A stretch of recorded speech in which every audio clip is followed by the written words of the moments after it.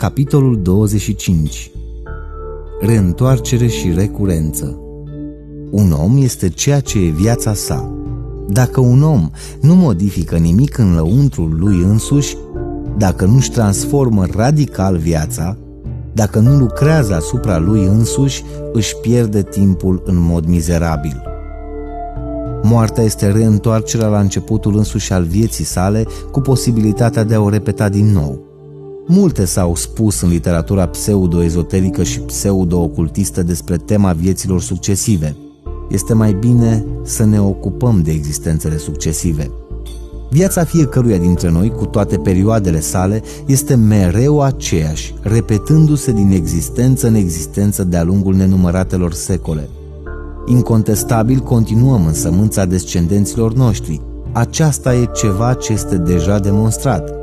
Viața fiecăruia dintre noi, în particular, este un film viu pe care, când murim, îl ducem în eternitate. Fiecare dintre noi își duce filmul său și îl aduce din nou pentru a-l proiecta iar pe ecranul unei noi existențe. Repetarea dramelor, comediilor și tragediilor este o axiomă fundamentală a legii recurenței.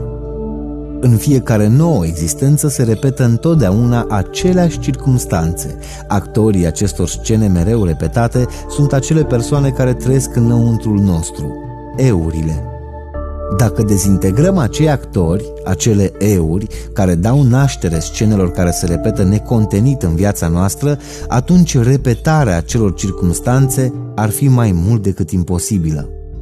Evident, fără actori nu pot exista scene. Acesta este un lucru indiscutabil, incontestabil. În acest fel ne putem elibera de legile reîntoarcerii și recurenței. Astfel putem deveni liberi cu adevărat.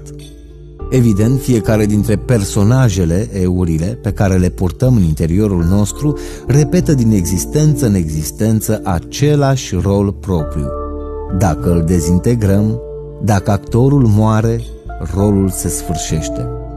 Reflectând serios asupra legii recurenței sau a repetiției scenelor în fiecare reîntoarcere, descoperim prin auto-observare intimă resorturile secrete ale acestei probleme.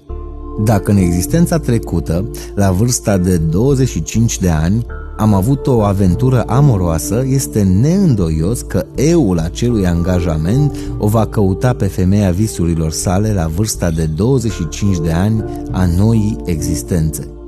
Dacă femeia în cauză avea atunci doar 15 ani, eul acelei aventuri își va căuta iubitul în noua existență exact la aceeași vârstă. Se dovedește ușor de înțeles că cele două euri, atât cel al lui cât și cel al ei, se caută în mod telepatic și se reîntâlnesc pentru a repeta iar aceeași aventură amoroasă din existența trecută.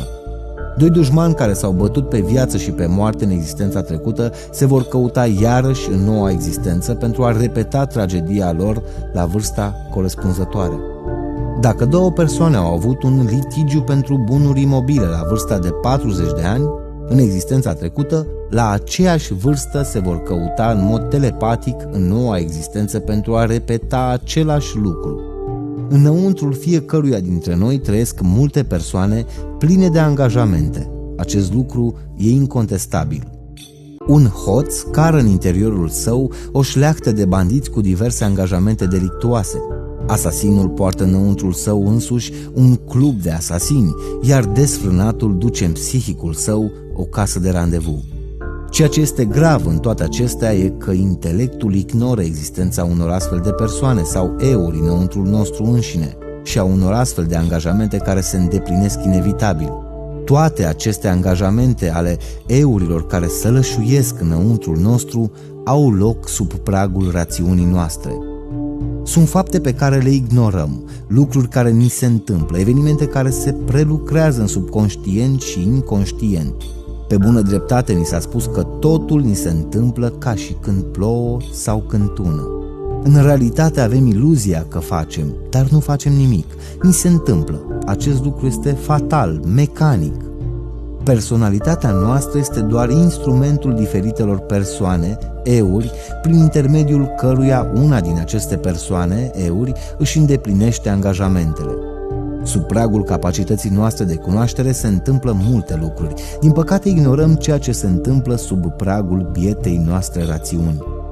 Ne credem înțelepți, când cu adevărat nici măcar nu știm că nu știm. Suntem biete luntre târâte de valurile năvalnice ale oceanului existenței.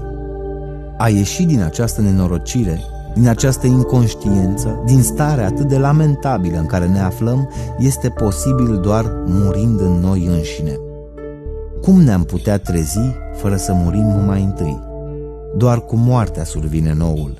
Dacă germenul nu moare, planta nu se naște. Cine se trezește cu adevărat, dobândește din acest motiv de plină obiectivitatea conștiinței sale, iluminare autentică, fericire.